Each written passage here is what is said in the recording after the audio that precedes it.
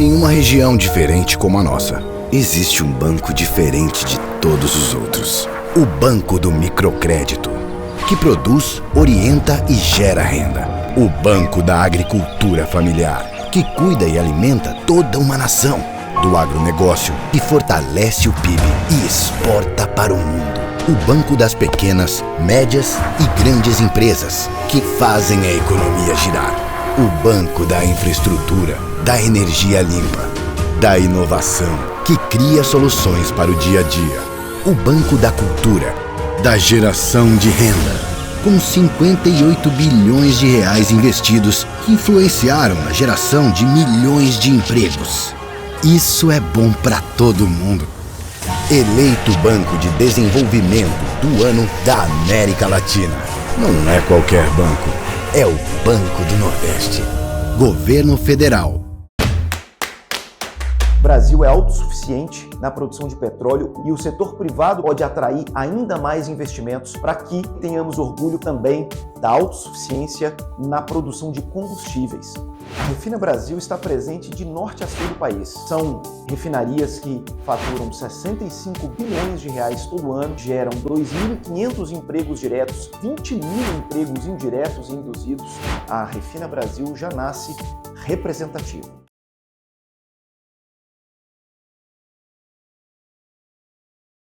Em primeiro lugar, queria agradecer demais a presença de todos, que sei que tem uma agenda super atribulada. É um prazer tê-los conosco, tê-los aqui na Exame, num tema que para a gente é muito importante. Como o Lucas citou, a gente estava lá, a gente está a 5 COPs, né, em sequência, indo às conferências, tentando entender o que vai ser do combate às mudanças climáticas no mundo. E parte grande desse desafio passa por a gente conseguir descarbonizar a capacidade produtiva, né? E aí a gente tem aqui um painel que eu acho que ele traz uma miríade de possibilidades de assuntos e é muito completo. Tem representantes do Nordeste, que talvez seja a maior potência energética limpa do mundo hoje. Temos a secretária Natália aqui de São Paulo, que hoje representa o maior parque industrial do país, e temos o professor Jorge Abache, que pode nos ajudar a amarrar esses conceitos para que a gente possa fazer uma discussão entre aqueles que estão executando políticas públicas na ponta e aqueles que pensam mais teoricamente e trabalharam também com financiamento, com a maneira de pensar. Então, é um painel muito completo, pessoal. Vou começar fazendo aqui na ordem da onde eu estou até o final. Então, professor Abache, eu queria, talvez, com o senhor entender, em relação, o senhor falou muito, né, que a nossa política industrial no Brasil precisa ter olhos de águia e ser cirúrgica, em algumas das suas colocações recentes. E aí, no caso de power shoring e descarbonização, o Brasil parece ter uma vantagem em relação a outros lugares do mundo. O senhor acha que a gente está conseguindo capturar esse sentimento estratégico? A gente está conseguindo ser, de fato, diferenciado para atrair esse capital para power shoring e transição energética? Antes de mais nada, obrigado pelo convite para participar desse evento tão interessante, tão oportuno e num painel com colegas tão bem preparados. Eu diria o seguinte, só fazendo um breve preâmbulo, a gente estava falando que o Brasil tem vantagens competitivas, mas, na verdade, a grande força está nas vantagens comparativas. É nas comparativas que a gente se distingue. E a gente está falando do quê? A gente está falando de algo que soa como extravagante, né? Mas a verdade é que a geografia voltou para o centro das decisões econômicas. A geografia, que deixou de ser importante há pelo menos 200 anos atrás. Né? A gente está falando em vantagens associadas a você ter água, que é a mais importante de todas. A gente está falando numa vantagem associada à capacidade de produzir energia renovável em larga escala. A gente está falando da nossa biodiversidade, que é um fator não só de redução de pobreza, mas de geração de riqueza. A gente está falando das nossas terras e da nossa capacidade de produzir alimentos em larga escala.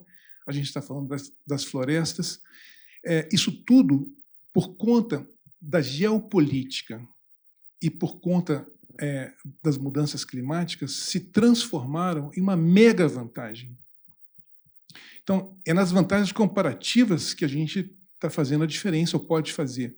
Mas, em alguns desses casos, a gente já converteu o que era comparativa em competitiva. Pensem, por exemplo, nos biocombustíveis. A gente já montou uma estrutura, não só de produção, mas também de conhecimento e de infraestruturas de distribuição que nos distingue do resto do mundo. O mesmo acontece com a nossa capacidade de produzir alimentos. O mesmo acontece em outras áreas. Então, o nosso desafio é como acelerar e escalar essas vantagens comparativas e convertê-las em competitivas. O Brasil, talvez, melhor do que qualquer outro país no mundo, em razão do seu tamanho e desse conjunto de vantagens, ele está mais próximo de participar dos três grandes desafios que nós temos hoje e teremos por muito tempo ainda.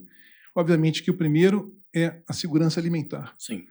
O segundo, a segurança energética. E o terceiro, obviamente, a descarbonização. O Brasil está preparado para os três. E por quê? Por conta do que a gente acabou de falar. E a questão aqui é como destravar. Como criar as condições. No mundo, isso é fundamental. Eu acho, num mundo em que as incertezas e a imprevisibilidade se tornaram parte do cenário e não mais algo marginal. E o que se avizinha por aí é mais incerteza e mais imprevisibilidade. E os senhores sabem que se tem algo que está na veia de alguém que toma a decisão de investir ou de tomar emprestado, ou de um banco que pretende, é a capacidade que ele tem de análise de risco. Não adianta ter um bom negócio. É preciso que você seja capaz de identificar e mensurar os riscos daquele negócio, para que você ou ponha dinheiro ou para que você empreste dinheiro para aquilo lá. Mas o mundo está mais complicado hoje e as análises de risco hoje têm que incorporar temas geopolíticos que são temas subjetivos. Sabe-se lá o que vai acontecer? Ninguém sabe. É totalmente subjetivo uma parte importante dessa agenda de geopolítica.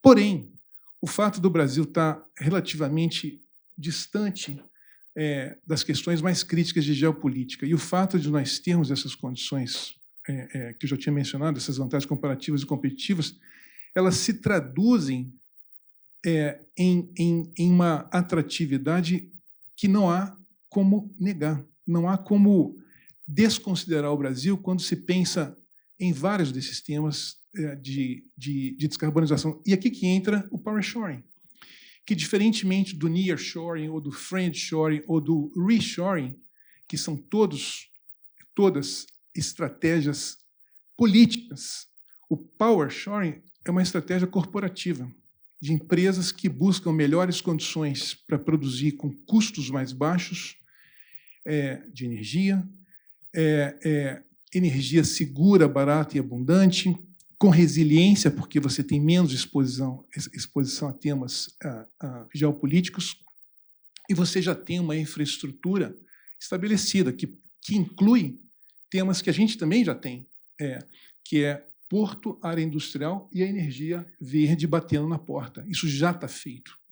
E, finalmente, é importante também levar em conta que, diferentemente de Estados Unidos e Europa e também China, que estão ainda por fazer a sua transição energética, em especial a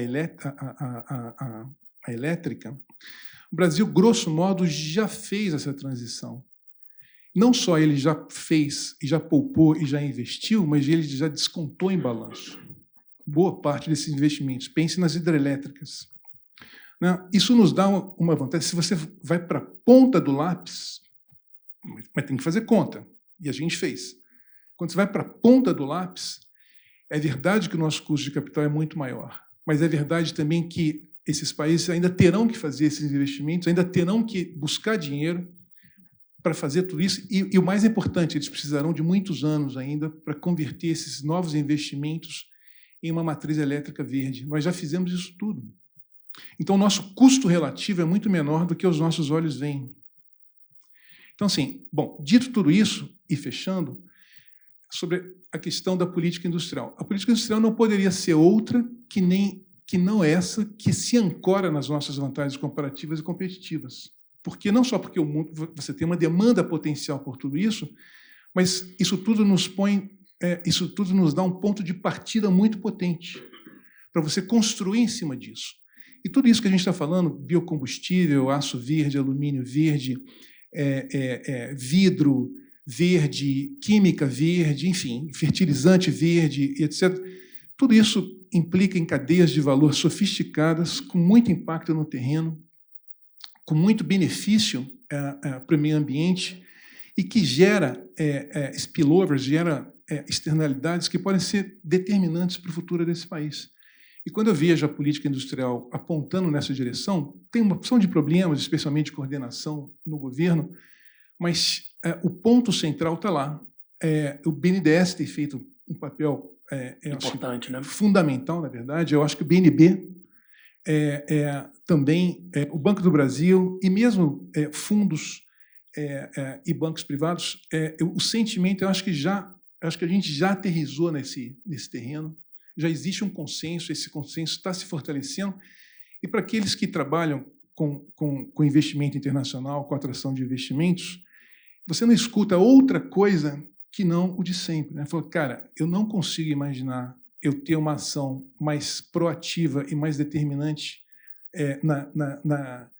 em negócios que levam à descarbonização, com resiliência, com redução de custos, energia, que não passe pelo Brasil. Perfeito. Então, assim, e finalmente, como acelerar e escalar. Eu acho que esse é o ponto. E eu acho que a gente tem painelistas aqui que podem ajudar a gente a responder também esse questionamento. Secretária Natália, eu queria aproveitar, o painel chama Descarbonização e Power Shoring, acho que descarbonização é uma parte gigantesca do seu dia a dia, e Power Shoring imagino que também esteja dentro da pauta do governo.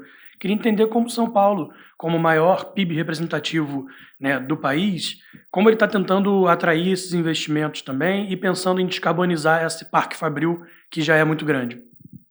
Não, perfeito. Bom dia. Primeiro, gostaria muito de agradecer o convite, todo o pessoal do Exame. Para a gente é uma satisfação muito grande estar aqui, BTG também, todos os patrocinadores. Uma honra também dividir o painel com profissionais de tamanho calibre, com uma expertise que a gente só aprende. E eu vou falar um pouco aqui do Estado de São Paulo, que a gente vem fazendo de política pública, e trazer alguns exemplos, tentando explorar um pouco do que o professor falou e trazer para a nossa realidade. Aqui no Estado de São Paulo, a gente tem uma estratégia climática que a gente dividiu em adaptação, resiliência e mitigação. Na parte aqui de adaptação e resiliência, no dia 4 agora a gente lançou o nosso plano de adaptação e resiliência, vai ficar em consulta pública até o dia 20 de dezembro. A gente tem feito várias rodadas de escuta ativa, convido todos também a entrar no nosso site, participar. A gente dividiu em eixos para ficar sempre com uma organização, um foco, olhar como que a gente consegue isso fazer de uma forma coordenada e com governança pré-estabelecida.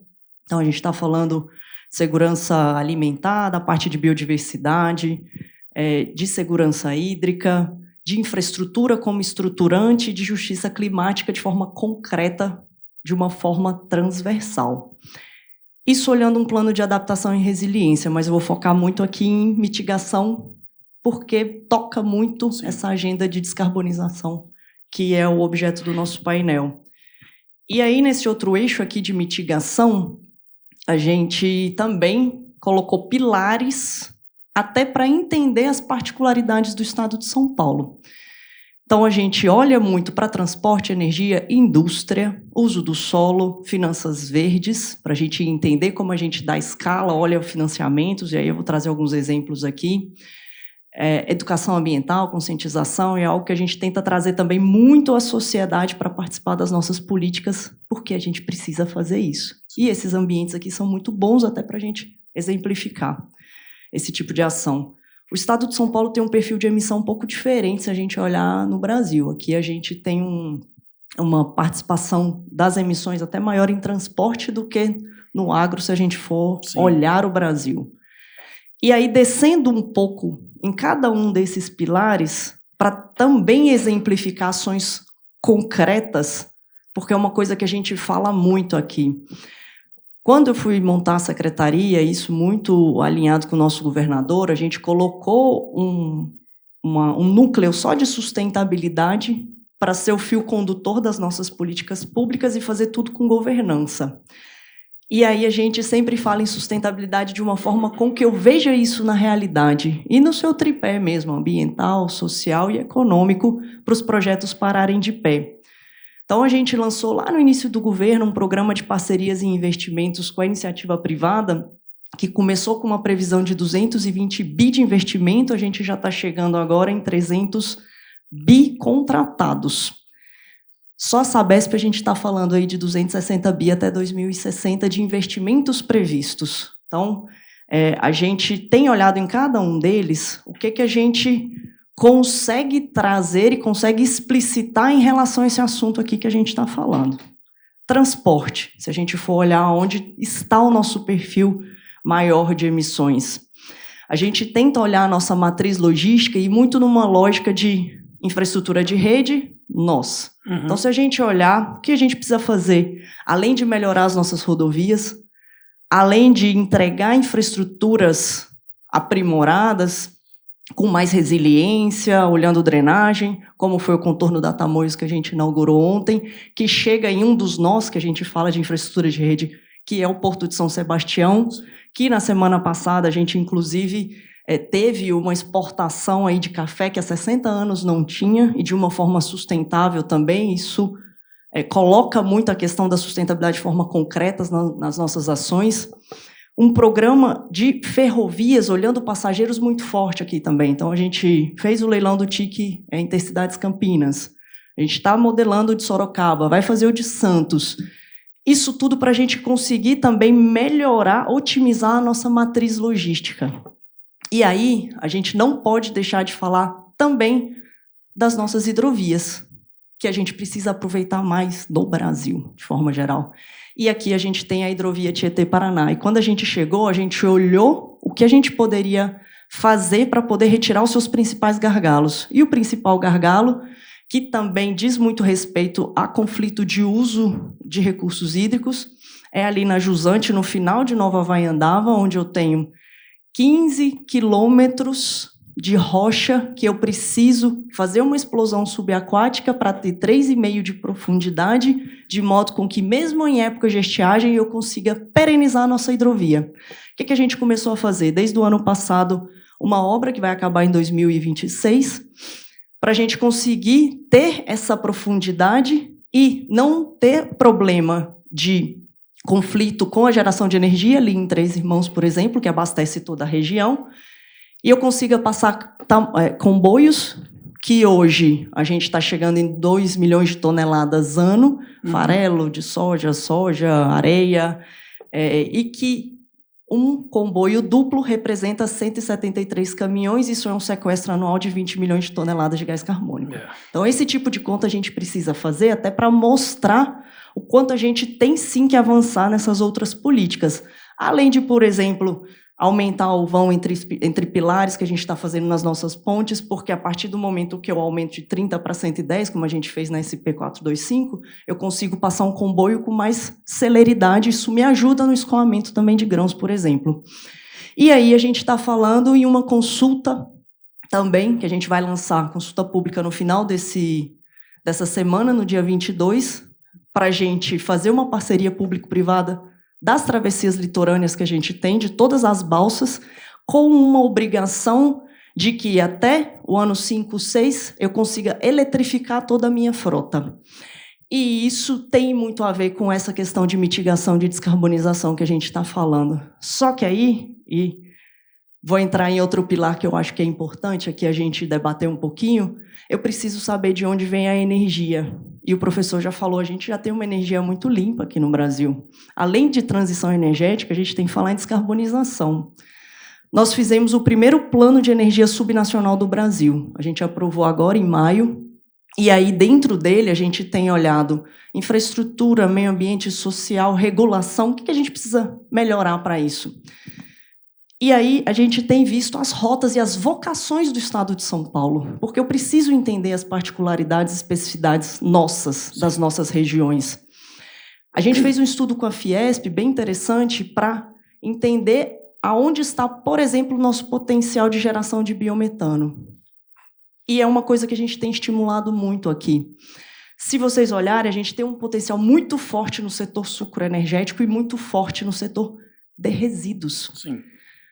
Na semana retrasada, a gente foi na inauguração de uma planta do aterro em Caieiras, em que, antes, eu tinha uma geração de biometano no estado de São Paulo de 30 mil metros cúbicos dia. Hoje, depois dessa inauguração, a gente tem de 100 mil metros cúbicos dia. Por esse estudo que a gente fez com a Fiesp, a gente tem uma potencialidade de chegar a 6,5 milhões de metros cúbicos dia. A indústria do estado de São Paulo hoje precisa de 15 milhões de metros cúbicos dia. O que isso quer dizer? Que, chegando na potencialidade de biometano, eu consigo abastecer 50% da necessidade do estado de São Paulo, com biometano. Claro, a gente precisa, sim, olhar a segurança energética com gás, com biometano, com as rotas tecnológicas que a gente tem. E eu tenho, sim, que avançar também. A gente tem avançado muito em entender o quão os resíduos sólidos, e aí de uma forma regionalizada, de uma forma que 199 dos meus 645 municípios não precisem percorrer 50 quilômetros, como é hoje que acontece, para destinar os seus resíduos, sim, sendo que eu gero hoje no estado de São Paulo de 40 a 44 mil toneladas dia, mas em 536 municípios eu gero menos de 50.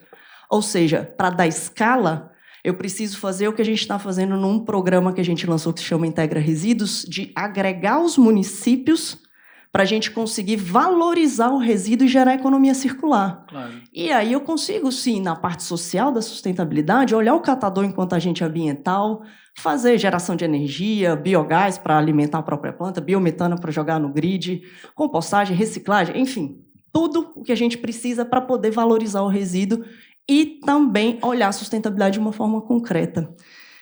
E aí, só para finalizar, porque eu sei que já falei muito aqui, mas para a gente tocar num ponto que é muito importante, quando a gente fala dessa questão climática, de mudanças, de adaptações, é a gente entender formas de financiamento. Financiamento, como é que eu consigo dar escala para projetos, por exemplo, que a gente tem aqui de restauração, que a gente colocou uma meta de restaurar 37,5 mil hectares até 2026. E hoje a gente está lançando na COP uma plataforma das nossas unidades de conservação com todas as áreas que a gente tem já preparadas para restaurar, mais de 34 mil, com distâncias para viveiro, com tudo geolocalizado, porque a gente vai cada vez mais fazer esse estímulo a trazer financiamento, e aí, para isso, a gente precisa ter mecanismo. Então, a gente lançou o Finaclima aqui no estado de São Paulo para fazer o link entre organismos multilaterais, iniciativa privada, com os projetos que a gente tem por meio de uma governança pré-estabelecida, que hoje a gente vai lançar também o edital para uma entidade gestora nos ajudar a fazer esse match, que é o que a gente quer para melhorar e para sempre avançar nessa pauta de mitigação, de adaptação e resiliência, e de uma forma concreta, porque é isso que a gente quer fazer aqui, que a gente está fazendo no estado de São Paulo. Obrigada de novo pelo convite, estamos aqui à disposição. Ficou um verdadeiro roadmap aqui de São Paulo, excelente. Eu acho que traz o... Aí eu ia chamar até o Hugo para poder falar um pouco, a secretária falou um pouco de vocação, né, Hugo? E eu acho que, eu não sei quanto em São Paulo se percebe a revolução que está acontecendo no PCEM. Né? Eu tive lá 10 anos atrás, imagino que hoje eu não vou nem reconhecer o que está acontecendo por lá. E você é presidente do Complexo Industrial do Porto do PCEM, né? Quer dizer, o Complexo Industrial. Recentemente você teve um anúncio de um projeto muito importante, com bilhões de investimentos no roadmap. Queria entender, falando em vocação, me parece também que no PCEM ali tem uma vocação muito grande para o hidrogênio verde, né? Queria entender como é que estão os planos ali no PCEM, desse complexo industrial, e como é que estão os planos para o hidrogênio verde. Bom dia, Luciano. Parabenizar a Exame, BTG Pactual, pela organização do evento. Cumprimentar aqui os colegas painelistas, o presidente Paulo Câmara, a secretária Natália, o professor Jorge. Satisfação muito grande poder compartilhar com vocês as ações, os avanços que nós estamos executando no Complexo Industrial e Portuário do PCEM. Acho que é importante dar o contexto do que é o Complexo Industrial e Portuário do PCEM. Na verdade, é um território que o Estado do Ceará criou já tem mais de 20 anos. Né?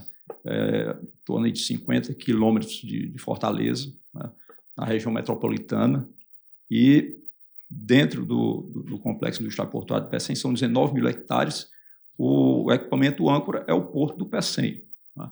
Mas, além disso, nós temos toda uma área industrial para atração de negócios, para implantação de indústrias, assim como também nós temos, operando desde 2013, a primeira zona de processamento e exportação do Brasil, a política industrial de desenvolvimento que o país adotou na ocasião, e que tem sido muito providencial para atrair empresas com a vocação exportadora. Hoje, nós temos no complexo mais de 90 empresas operando, né, e gerando em torno de 80 mil empregos entre diretos e indiretos. Né? Uma estratégia de desenvolvimento que o Estado do Ceará criou, e desde 2021 ele estabeleceu no seu planejamento de longo prazo o complexo do Pecém como a ponta de lança para uma estratégia de desenvolvimento que mira basicamente dobrar o PIB per capita do Estado, através de atração de grandes investimentos, projetos estruturantes que possam ter o efeito nessa tarefa de planejamento de longo prazo do Estado, ainda dentro do planejamento até 2050. E aí, nesse sentido, o Complexo do Pecém, né, tem desempenhado um papel importante na estratégia de implantação de um hub de hidrogênio verde, um polo de produção, né, distribuição, né, exportação e também consumo de hidrogênio verde a partir do porto do Pecém. Né. No Complexo do Pecém, nós temos já como sócio, desde 2018, o Porto de Roterdã. O Porto de Roterdã, um dos 10 maiores portos do mundo, é o maior da Europa, né, e tem trabalhado conosco no sentido de identificar também oportunidades, não só de crescimento das atividades portuárias, mas também de identificar novos mercados pelo mundo. E, nesse sentido, o Estado do Ceará estabeleceu uma governança que envolve o setor privado, né, Federação das Indústrias, né, todas as instituições do Estado, a própria academia, né, envolvendo as universidades, né, para estabelecer um planejamento, né, específico para esse hub de hidrogênio, com diretrizes totalmente alinhadas, todo mundo falando a mesma linguagem e buscando executar essas ações. Nós, como o professor Jorge lembrou aqui, nós fomos agraciados com muito sol e muito vento. Né? Nós temos ali na região do Ceará, no Nordeste como um todo, mas falando aqui especificamente do Ceará, a possibilidade de se aproveitar todo o potencial de gerar, só com energia solar, 3 vezes o que o Brasil precisa hoje e consome. Né? Energia eólica, a mesma coisa, né? Tem um potencial grande lá para produção de energia, não só em terra quanto em mar, energia eólica offshore. Né? E uma série de estudos de diversas consultorias, talvez vocês tenham acompanhado, Bloomberg, McKinsey, né, tem colocado o Brasil, né, o Nordeste em particular, nos exemplos normalmente utilizados, o Porto do Pecém, como o local de custo mais baixo para produzir o hidrogênio verde e entregar na forma de amônia nos principais mercados consumidores aí da Europa e da Ásia. Então, em cima disso, né, nós temos trabalhado com um conjunto aqui de características que constituem a nossa proposta de valor, né, que começa, eu já falei, pela governança, esse alinhamento, né, do Estado, com a academia, né, com o setor privado, né, passa pelo fato de nós termos um porto muito competitivo, né, ele opera, na verdade, é um terminal de uso privado, né, e gerido por uma empresa de economia mista, os sócios, como eu já falei, né, o Estado do Ceará e o Porto de Roterdã. Então, a gente tem uma flexibilidade muito grande, é um porto que faz movimentação de cargas variadas, a gente movimenta desde granéis sólidos, líquidos, né, até contêineres, carga em geral e placas aqui de siderúrgica. Nós temos uma siderúrgica, né, que, na verdade, é a maior empresa do complexo, né, do estado do Ceará também, que é a ArcelorMittal. Né, e, além disso, nós temos área suficiente, né, temos uma zona de processamento e exportação. O estado do Ceará tem se destacado na educação, né, seja entre as escolas do ensino fundamental, escolas do ensino médio, né, setor público e setor privado, né, ano após ano tem sido exemplo. As universidades também, cada vez mais, com destaque, e grupos de pesquisa aí, na CAPES com 6 e 7, com Qualis, inclusive, mais recentemente, dentro dessa estratégia aí de desenvolvimento do Estado, atraiu o campus do Instituto de Tecnologia Aeronáutica para Fortaleza, né? O processo seletivo já aconteceu, a primeira turma já começa em 2025, agora em janeiro, começando aqui em São José dos Campos. Até porque, né, Hugo, a maior parte dos admitidos aqui em São Paulo vem do Ceará, né? Exatamente. Também um polo de exportação de... É isso mesmo, como a gente estava falando, né, a educação é fundamental aí para não só do setor público, mas também do setor privado, a educação privada. Exato.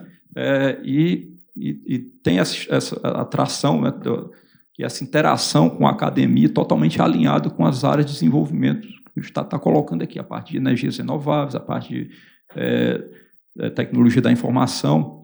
Mas, além disso, nós avançamos especificamente no nosso hub, no sentido de oferecer uma estratégia de infraestrutura compartilhada para permitir às empresas que se instalam, que tenham interesse de instalar nesse hub, de reduzir os seus investimentos e os seus custos operacionais. Né? Já falamos aqui da nossa matriz elétrica, lá no Nordeste, especificamente na zona lá do Nordeste, a gente tem mais de 90% de energia renovável, seja hidráulica, eólica ou solar. Isso aí é exigência, inclusive, da União Europeia para que o hidrogênio produzido seja considerado verde. Né? E, além disso, nós temos trabalhado muito com as instituições de financiamento, mas notadamente com o Banco Mundial, a operação de crédito aí com o Banco Mundial, para fazer uma ampliação da estrutura portuária e adequação da área industrial para implantar essas infraestruturas compartilhadas, de forma que a gente tem sido bem sucedido. Hoje a gente já tem mais de 40 memorandos de entendimento de empresas que têm interesse em investir lá na cadeia produtiva do hidrogênio verde, mas mais do que isso, nós já tivemos no PECEM, no final de 2022, a primeira empresa produzindo hidrogênio verde numa escala além de laboratório, uma EDP com o eletrolisador da Hytron, né, a empresa, inclusive, aqui que surgiu da Unicamp, né, era uma startup da Unicamp, agora já produz eletrolisadores aqui no Brasil, e temos 6 empresas de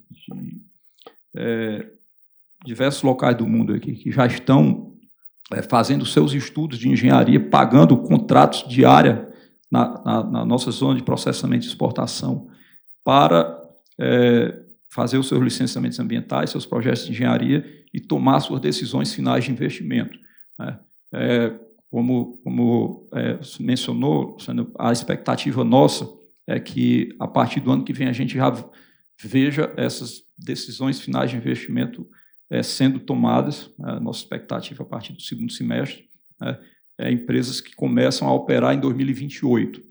E aí, nesse sentido, a nossa estratégia realmente é começar a produção do hidrogênio verde, mirando o mercado europeu, é um mercado que, por conta da geopolítica, né, essa demanda associada à transição energética, está disposta a pagar um prêmio para o hidrogênio verde, e, portanto, através de Roterdã, a gente conseguir acessar esse mercado, principalmente norte-europeu, mais especificamente a Alemanha. Agora, além desse mercado exportador, que é aquele disposto a pagar esse prêmio inicial, a gente, claro que está mirando outras oportunidades, né, de agregar cada vez mais valor e descarbonizar à indústria, né, da região. E aí a gente avançando na sequência para a produção de metanol verde, SAF, usando os resíduos, o CO2 biogênico que é necessário para a produção desses combustíveis sintéticos renováveis, produzir os fertilizantes verdes. O Brasil hoje importa em torno de 90% dos fertilizantes com base em nitrogênio, fertilizantes nitrogenados, e essa amônia é a base para a produção da ureia, sulfato de amônia. Sim. Então, totalmente alinhado, inclusive, com outro projeto muito importante que está acontecendo no Porto, mas depois o presidente vai falar, que é a Transnordestina, né? Um projeto que a nossa expectativa é que comece a operar em 27, né, e que faça a conexão entrega dos grãos ali da região do Mato Piba para o PECEM e daí para o mercado internacional, e possa trazer esse fertilizante verde e começar a descarbonizar também o setor do agronegócio lá do Nordeste com esse fertilizante verde, né? Agora, tem também, dentro da sequência, atrair outras etapas da cadeia produtiva, né? Porque essa cadeia produtiva do hidrogênio verde ela está se formando no mundo, né, do zero hoje. Da mesma forma que a gente está fazendo adequação aqui para poder fazer a movimentação em larga escala do hidrogênio, da amônia, o Porto de Roterdã, por exemplo, também está fazendo. Ele está se preparando para receber esse hidrogênio, converter de volta, né, ao hidrogênio gás ou entregar a própria amônia para quem for consumir diretamente, né? Então, você tem equipamentos aqui de unidades para quebrar essa amônia, tubulações ali que saem do Porto de Roterdã, vão até os principais mercados consumidores da Alemanha, né? Então, tem todo um movimento. Então, a gente precisa avançar também, né, na parte de desenvolvimento dos elos da cadeia, né?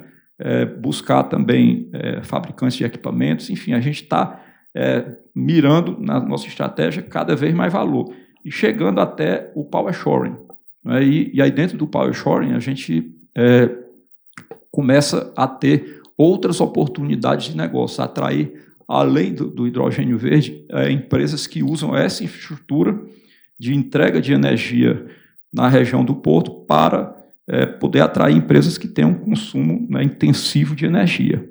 E aí, nesse sentido, o grande desafio não é nem gerar energia, porque hoje, na região do Nordeste, ali tem muita energia renovável, até demais, inclusive enfrentando problemas aqui de cortes nos geradores de energias renováveis.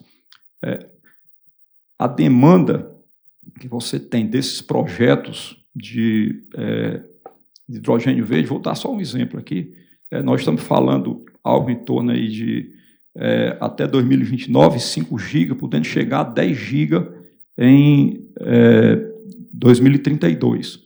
O estado do Ceará hoje tem uma carga de 1,5 GB, ou seja, o consumo do Ceará todo, se juntar tudo, né, é como se fosse só uma dessas empresas, uma empresa só é o consumo do estado do Ceará todo. Então, há um desafio, não é de gerar energia, porque a energia tem lá, é de entregar essa energia no ponto. E o desafio vale para as estratégias de descarbonização aí via hidrogênio verde, mas vale também para a atração desses negócios intensivos de energia. Se você não tiver a capacidade de entregar essa energia... Sim, não adianta só gerar, né? Você tem que ter a capacidade de entregar. E é um desafio importante porque, mesmo que a gente tenha uma capacidade excedente, de fato, lá tem uma capacidade, hoje a capacidade ela está limitada. Eu não consigo implantar todas as empresas que estão com esses pré-contratos conosco com a capacidade que o sistema de transmissão tem para entregar essa energia. Então, nós temos que ter assim, uma flexibilidade, uma criatividade na regulação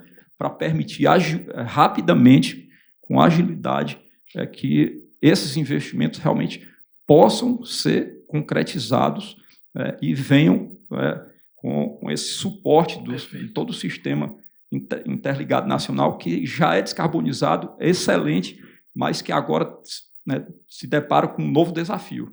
Como garantir a atração desses investimentos bilionários né, de forma rápida, né, entregando o que os investidores precisam, que é energia. Perfeitamente, obrigado. Assim, também mais um roadmap que a gente tem aqui do desenvolvimento local.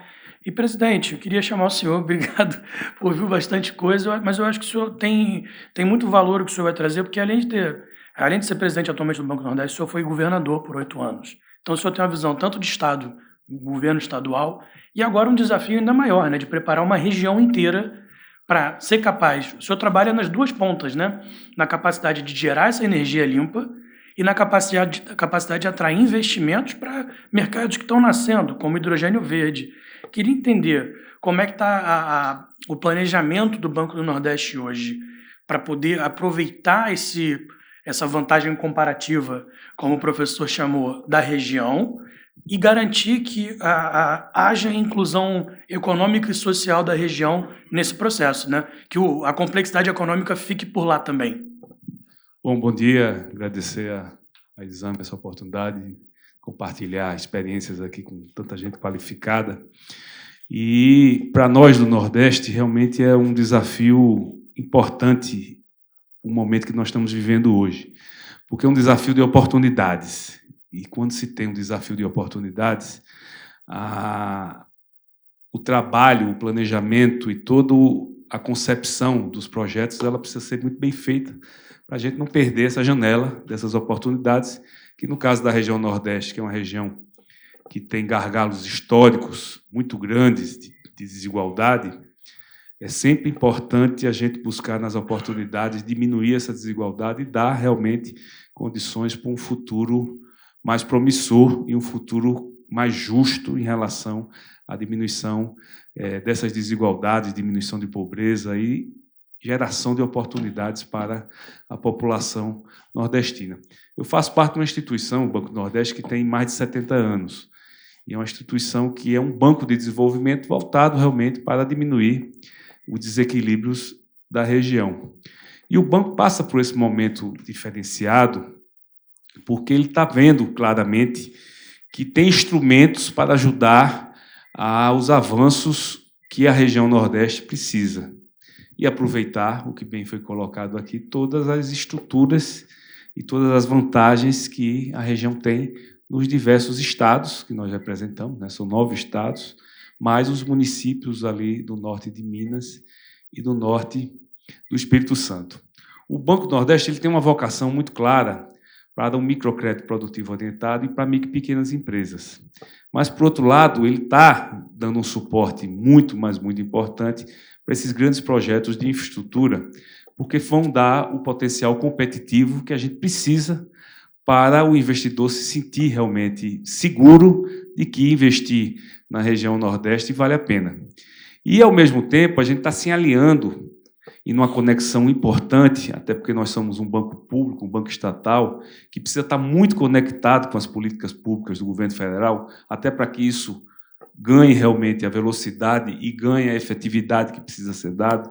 O Brasil é um país muito grande e, quando não há unidade entre os entes governamentais, as coisas ficam mais difíceis.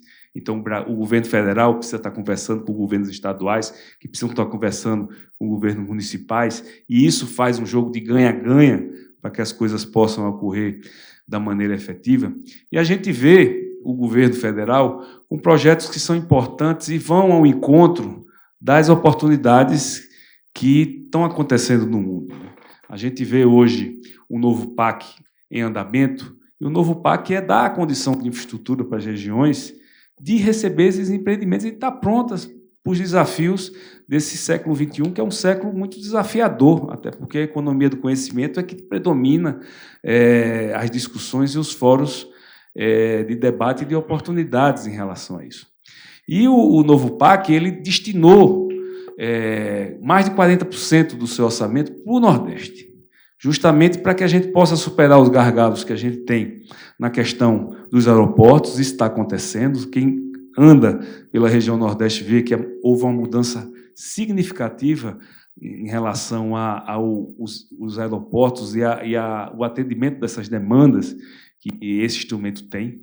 A gente está vendo os nossos portos também estar cada vez mais equipados e cada vez mais prontos, e o Nordeste tem uma vantagem enorme, porque nós somos a porta de entrada tanto dos Estados Unidos quanto da Europa, e agora com o alargamento do Canal do Panamá, quem vem também da Ásia também passa justamente pelo Nordeste, e a gente está com estruturas bem significativas, seja na Bahia, que já tem uma tradição lá com mais de um porto, seja lá em Pernambuco, com o Porto de Suape, que também tem uma tradição e uma vocação importante, seja no Pecém, que o nosso presidente Hugo aqui colocou toda a potencialidade, e tem mesmo, quem vai em Pecém fica muito, mas muito impressionado com tudo que está acontecendo lá. E temos o Maranhão também, que tem um porto muito, mas muito importante, que é onde sai justamente também muita parte do minério que vem ali do Pará e o agronegócio ali, tanto do Maranhão quanto do Piauí também, das outras áreas da região Nordeste. Quando a gente vai também para a questão da ferrovia, que o presidente Hugo falou também, a ferrovia precisa ser resgatada. A Transnordestina é um resgate importante de um modal que está fazendo falta ao Brasil, até porque o modal rodoviário não aguenta mais, está saturado. A gente vê o Brasil se perder esse potencial ferroviário lá atrás, e agora a região está tendo essa condição de voltar a ter ramais ferroviários importantes. Então, aeroportos, portos, ferrovias, as coisas estão andando bem, e isso é fundamental. A gente vê também as energias, todo o potencial do Nordeste aparecendo da forma adequada, e o potencial ele é muito claro. É só ver o mapa do Brasil e ver onde tem sol é no Nordeste, e onde tem vento é no Nordeste e também ali no Sul. Mas o Nordeste é que tem a propriedade efetiva de ter sol e de ter vento da forma e da qualidade que todo mundo que empreende lá sabe que é um diferencial do potencial em relação a qualquer local do mundo. Os melhores ventos e a parte solar tem o Nordeste como um grande porto valoroso para esses projetos de energia renovável, tantos que estão acontecendo. Temos o desafio efetivo da transmissão, mas isso também está sendo enfrentado dentro do que a gente vê ocorrer no novo PAC. Então, vejo muita obra, muita ação acontecendo e com um horizonte de acontecer nos próximos anos com mais planejamento, para que a gente tenha realmente essa década, o final dessa década e o começo da próxima, uma mudança realmente de infraestrutura na nossa região que seja bem significativa. O banco também está apoiando muito outra agenda atrasada que esse país tem, mas que precisa ser enfrentada, e chegou a hora, não tem mais que esperar, que é a questão do saneamento das cidades. Ninguém vai investir num local onde não tem abastecimento de água, onde não tem energia, onde não tem saneamento. Isso é uma realidade. E o Nordeste está enfrentando isso também. O banco está ajudando, a gente vê todos os estados muito engajados nessa pauta. A gente tem um déficit enorme, apenas 30% das cidades nordestinas têm um saneamento adequado, então temos aí que correr atrás desse prejuízo, mas há também um planejamento para os próximos 10 anos, o que nos dá efetivamente um horizonte muito, mas muito importante em relação a isso. Quando a gente vai também saindo do PAC e entrando na Nova Indústria Brasil, a gente vê também que o Nordeste está inserido nela, e está inserido nela da forma adequada, até porque o conceito da Nova Indústria Brasil é a reindustrialização, que é uma agenda passada, do século passado, mas que o Brasil ficou atrasado. Então, a gente tem que recuperar essa agenda, mas já dentro das boas práticas, já dentro desse olhar da sustentabilidade, desse olhar da utilização de energias renováveis, de energia adequada para os desafios climáticos do mundo. Então, a Nova Indústria Brasil ela tem esse olhar, que se insere também a questão da inovação, que é outra pauta que o Brasil precisa enfrentar com velocidade, porque nós nunca vamos ser o país que queremos se nós não tivermos pesquisa, ciência, tecnologia e inovação presente em tudo aquilo que a gente faz. Então, isso se insere também nesse contexto. Então, são 2 programas fundamentais para preparar o Nordeste para as oportunidades que vão acontecer. E eu denomino tanto o Novo PAC como a Nova Indústria Brasil como projetos importantes, que se juntam também a outros projetos do governo federal, como o Acredita, que vai também ao encontro do que a região tem também de potencial do seu PIB. 70% do PIB nordestino é de serviços e o comércio dentro desses serviços, e os serviços hoje é o que faz realmente a base econômica do nosso país e do Nordeste, 70% dele é serviço. Então, eu acredito dar a condição para que a gente insira também um nicho que o banco tem há muito tempo priorizado, que é o micro e pequeno. É realmente dar as oportunidades das pessoas criarem e terem a capacidade de empreender, seja pequena, seja depois crescendo, seja dentro de estruturas maiores, mas se junta ao que o Nordeste precisa também, que é ter condições de dar capacidade para o empreendimento das pessoas, a capacidade de empreender das pessoas, das empresas, e o banco também financia isso, e financia isso da forma correta, que é dando as oportunidades, principalmente a quem não tem acesso a banco, ter acesso a crédito mais barato, com melhores condições e com linhas de crédito que envolvam um conjunto muito grande. Então, eu vejo que o momento é um momento de muito planejamento, mas também já de execução de ações. O Brasil precisa ter essa capacidade de planejar não apenas o curto prazo, mas planejar o médio e longo prazo. Isso se perdeu lá atrás e isso precisa voltar, porque também precisamos ter condições de tirar do papel as coisas que demoram mais do que um governo. O Brasil precisa pensar como o planejamento estatal, não em planejamento apenas de governo, porque o governo é muito curto, 4 anos é muito curto para se fazer as coisas, precisa ter realmente políticas públicas que pensem o curto, o médio e o longo prazo, e a gente está vendo muitos desses projetos acontecendo. E, entrando na questão também aqui da descarbonização, as oportunidades são enormes, o foco está voltado nisso, eu estou cada vez mais confiante que essa agenda veio mesmo e estão começando a ter consensos nessa agenda. Isso é fundamental. Eu acredito que a experiência do G20 agora mostra isso, capacidade de sentar, de conversar, de ver os caminhos, de incorporar todos em ações conjuntas. Então, isso é um símbolo importante porque a gente quer para o futuro. E o Brasil aproveitar essas oportunidades, aproveitar todos esses elementos, aproveitar o power shoring, que no nosso caso do Nordeste, eu toda vez que leio sobre esse tema, eu só vejo o Nordeste sendo inserido nesse processo, porque lá que as coisas estão. Então, agora a gente tem que ter o cuidado, né? A gente tem esse debate muito claro em relação ao hidrogênio verde, muito claro em relação às energias renováveis, mas o hidrogênio verde não pode ser uma commodity. Aí nós vamos perder uma grande oportunidade. A gente tem que ser uma agregação de valor para que também saia de toda essa condição e todo esse debate, o Brasil ser o grande exportador, na verdade, não de hidrogênio verde, mas de cimento verde, de aço verde, de tantos outros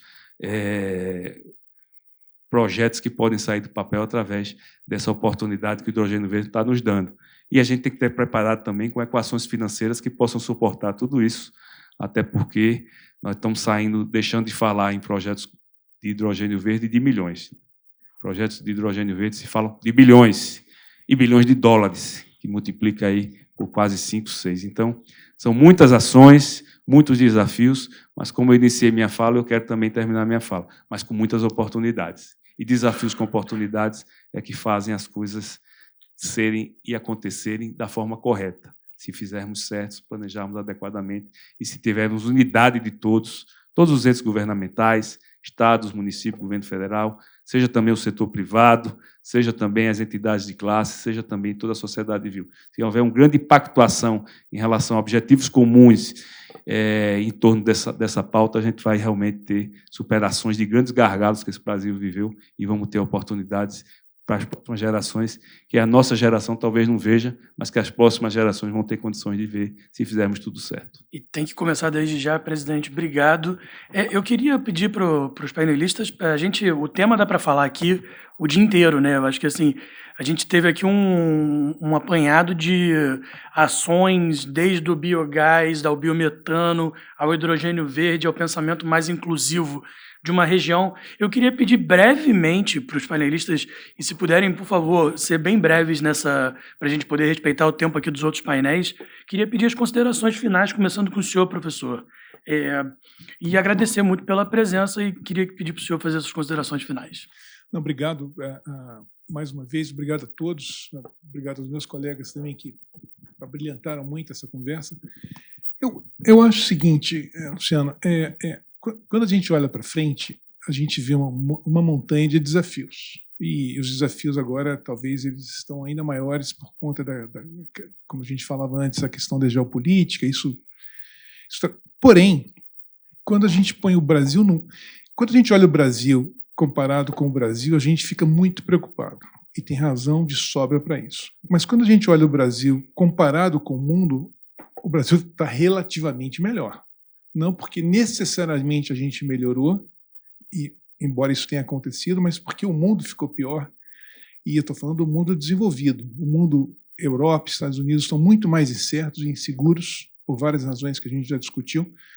Isso torna o Brasil relativamente mais atrativo. Aliado com a questão da geografia e da geopolítica, nosso distanciamento, isso nos coloca numa condição favorável.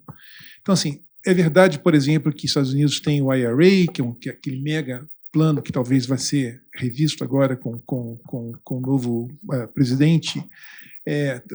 A Comissão Europeia tem o EU New Green Deal e vários outros programas, a China tem uma montanha de subsídios, porém,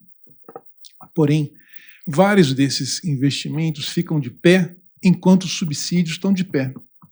E protecionismo e discriminação. Quando você vai fazer conta, porque é aí que o jogo se dá, você tem o jogo do dia a dia, mas você tem o jogo que os estrategistas e os que investem sabem, né? Que é o que realmente é o ponto de partida. Quando você vai fazer conta, você vê que muitos desses negócios, que são intensivos em energia e água, que estão voltados para a economia do futuro, muitos deles não são viáveis e não serão viáveis, e ponto, nos Estados Unidos e na Europa. Acabou, não serão. E passa muito pelo que a gente falou aqui, o Hugo falava muito aqui do sol e do vento, o presidente Paulo, e coisas do gênero, os nossos minerais. Então, assim, e olha só, e meu comentário final, 2 comentários. No final das contas, no finalzinho das contas, o que está em jogo mesmo, em todas as megas discussões que a gente tem visto, inclusive as discussões geopolíticas, discussões na COP, o que tá em jogo mesmo é quem vai ficar com os supostos 100 trilhões de dólares que se estima que serão necessários para se fazer a transição até 2050 em nível de globo. Transição na matriz elétrica, na matriz de transporte, etc., etc. Esses são os números que o Banco Mundial usa, o McKinsey e vários outros, mais ou menos em torno de 100 trilhões. A briga é essa. Sim. Quem vai ficar com o quê dos 100 trilhões? Quem que vai produzir as coisas verdes? Quem que vai produzir as plataformas que vão gerenciar as coisas verdes, as tecnologias, os royalties, etc., etc., etc. O que ajuda a explicar questões de normas, certificações, ISOs, etc., etc. E o que ajuda a explicar também muito do problema entre Estados Unidos e China, porque China saiu na frente, Estados Unidos e Europa, quando perceberam, eles estão atrás em várias das cadeias fundamentais da economia do século XXI. Então, assim, eu estou dizendo isso tudo porque o Brasil ele tem condição de ter uma parcela significativa desses supostos 100 trilhões, por conta de tudo que a gente já falou aqui. A geografia, a vantagem comparativa e competitiva, eles nos põem no jogo. O que nos toca é converter esse posicionamento, essa posição, em negócios, e negócios que gerem riqueza para todos, inclusive para os que investem de fora, mas também para a nossa sociedade e para o meio ambiente. E isso é possível. Isso soa como algo... Isso é possível. Isso é possível. Então, assim, a despeito de todos os problemas, a gente tem razão para ser otimista, a despeito de tudo, né? O que nos toca é ordenar o debate, coordenar muito mais e melhor, contar com o capital estrangeiro, que é fundamental nessa equação, não só pelo dinheiro, mas pela capacidade tecnológica, pela capacidade de temas de governança, pela capacidade de trazer, muitas vezes, novos modelos de negócios. A gente precisa do capital estrangeiro.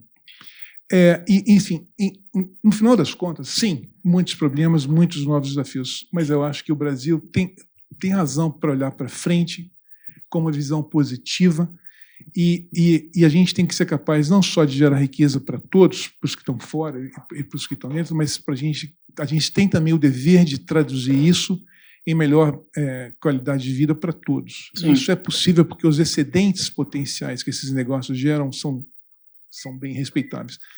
Agradeço mais uma vez o convite e deixo um abraço a todos. Secretária, por favor. Não, perfeito. E acho que a gente, para chegar nesse ponto, e eu compartilho do otimismo, acho que o Brasil tem uma potencialidade gigantesca, só que a gente precisa da previsibilidade, precisa da estabilidade, precisa da segurança jurídica. Sem esses 3 pilares, não tem investimento. Então, para ter investimento e para ter investimento da forma pujante que a gente precisa e que a gente tem buscado, aqui no Estado de São Paulo eu citei algumas ações, a gente precisa conferir um arcabouço que passa por regulação, que passa, por exemplo, a gente olhar, como a gente fez recentemente, a aprovação de um projeto de lei complementar para fortalecer nossas agências reguladoras, até porque a gente precisa entender como é que a gente torna tudo isso que a gente está falando aqui numa realidade para quem paga o boleto, para quem sai cedo de casa, para quem de fato tem que chegar a essas políticas públicas. E aí, para a gente conseguir chegar nesse ponto, a gente tem que ter um arcabouço definido, uma governança estabelecida, a gente tem que passar segurança. Se o investidor não tiver segurança, ele não vem para o Brasil. E a gente não consegue captar esses recursos todos que a gente está falando aqui. A gente precisa ter contratos bem estabelecidos, pactuados, como, por exemplo, o que a gente estudou muito lá na Sabesp, foi falado aqui do setor de saneamento, que é um setor que no Brasil precisa de 500 bilhões para poder atingir a universalização até 2033, o que quer dizer 46 bi por ano, 2 vezes mais do que é hoje. E se a gente olhar os indicadores dos últimos 4 anos, a gente vai atingir isso em 2070.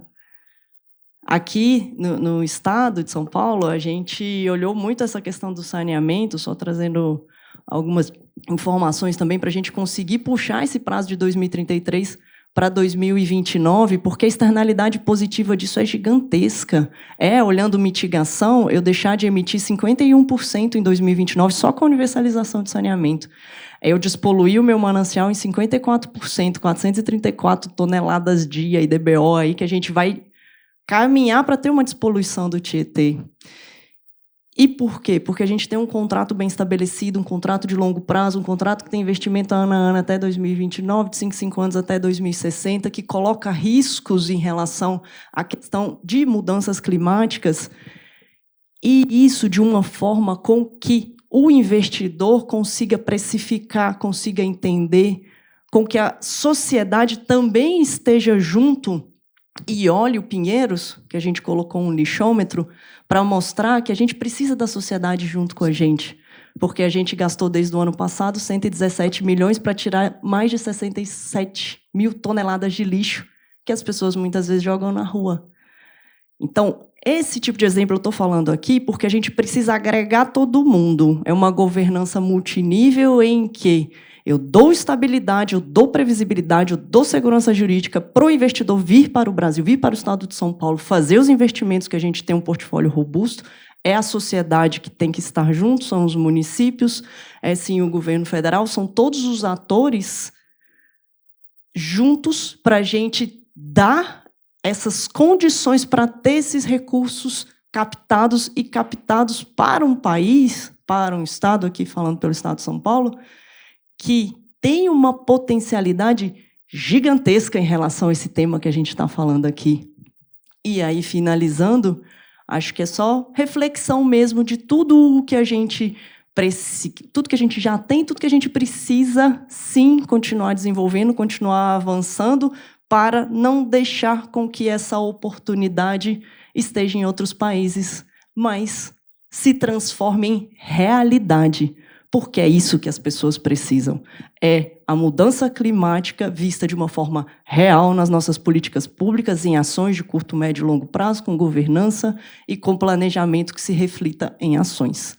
Então é isso. E obrigada de novo pelo convite. Fico muito feliz de estar aqui com vocês. Obrigado, senhora secretária. Hugo, por favor, suas considerações finais. Bom, começar cumprimentando toda a audiência e agradecer novamente pelo convite. dizer que eu vejo que o Brasil, acho que talvez não tenha nunca tido uma oportunidade tão grande quanto essa que ele agora se depara na transição energética. E talvez seja uma oportunidade que não é aquela que acontece uma vez na vida, talvez que aconteça uma vez em muitas gerações. E para aproveitar essa oportunidade, eu vejo 4 áreas de ação. Eu já falei um pouco da infraestrutura, que é necessária, né? A secretária agora, a Natália, falou da regulação. A gente tem visto uma série de iniciativas no âmbito federal de regulação importantes. Tivemos a regulação do hidrogênio verde, sancionada pelo presidente Lula agora em agosto. Agora está no momento de fazer a infra legal com decretos. Tivemos a aprovação do projeto do combustível do futuro, também importante, a ajuda na transição energética. Está havendo o debate dos créditos de carbono, né, do projeto de lei de crédito de carbono, tudo isso estabelecendo todo aquele arcabouço legal com a segurança jurídica que os investidores precisam. Então, tem infraestrutura, a parte do arcabouço legal regulatório. Temos a necessidade de atração de investimento. Falando aqui, só como exemplo, esses 6 pré-contratos aqui que a gente tem para tomar decisão de investimento a partir do próximo ano são 24 bilhões de dólares. Então, 6 empresas, fora mais 1 bilhão de reais da adequação do porto, e da infraestrutura, fora a infraestrutura compartilhada, que está em torno aí também de 1 bilhão de reais. Então, são recursos que demandam várias fontes. A gente tem os bancos de desenvolvimento aqui, o Banco Nordeste, parceiro fundamental, o próprio Banco Mundial, os fundos de investimento climáticos. O governo federal tem nos apoiado em acessar esse tipo de fundo. Também o BNDES, enfim, os outros órgãos multilaterais também, investidores privados que, em determinado momento, serão muito importantes aqui para completar esses recursos, né? E o último área de ação é a da inovação, né? Da gente poder se inserir bem dentro dessa cadeia produtiva que está sendo formada, conseguindo realmente agregar valor, né? E tendo a capacidade de contribuir de forma realmente relevante com parceiros que têm muito interesse, né, de se engajar com o Brasil, ou seja, com os institutos de pesquisa aqui nacionais, as universidades e as empresas, né, para garantir que essa pesquisa aí toda que sai realmente consegue ser aplicada na indústria. Então, mas eu estou muito otimista com o que a gente está vendo acontecer, né, e vejo, né, um horizonte muito bom aí para o Brasil. Perfeitamente. Presidente, por favor. Rapidamente, agradecer a todos a oportunidade de estar aqui. Discussões, eu acho que importantes aí para o futuro. Mas eu queria também deixar uma mensagem de otimismo real em relação ao que estamos acontecendo. Eu fui governador de Pernambuco de 2015 a 2022. Vocês terem uma ideia, 2015 e 2016, o Brasil, pela primeira vez, teve 2 anos seguidos de PIB negativo. Depois nós tivemos uma estabilidade política enorme, que culminava em atrasos econômicos e retrocessos sociais também muito fortes. Depois tivemos uma pandemia.